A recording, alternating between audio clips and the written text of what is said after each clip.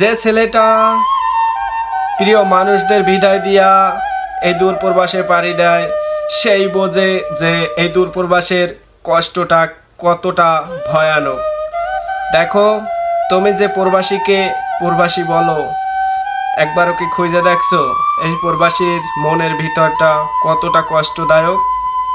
আরে, এই মায়ার পৃথিবীতে মানুষ মায়া তখনই দেখায় যখন তুমি অন্য মানুষকে টাকা পয়সা দিয়া সহযোগিতা কইরা পাশে থাকতে পারবা।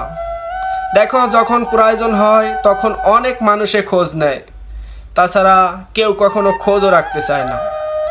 আসলে একটা ছেলে হইয়া জন্ম নেওয়া কতটা কষ্টের সেইটা শুধু একটা ছেলেই বোঝে।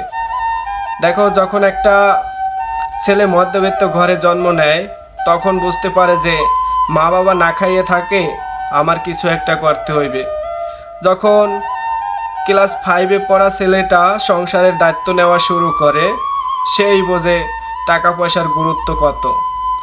দেখেন, মধ্যবিত্ত ঘরের ছেলেরা তাদের সুখ বিসর্জন দিয়া প্রিয় মানুষদের সুখের জন্য হয়তো তার বয়স পরিপূর্ণ হোক বা না হোক তার পরিবারের জন্য কাজকর্মে ব্যস্ত হয়ে যায়। এই যে ছোটবেলায় কত বন্ধু বান্ধব ছিল, কই কেউ তো এখন আর পাশে নাই।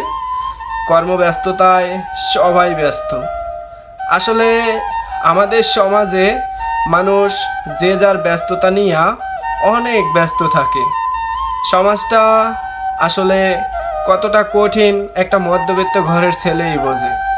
তবে একটা মধ্যবিত্ত ঘরের ছেলে সব কষ্ট মানিয়ে নিতে পারে তাদের প্রিয় মানুষদের জন্য।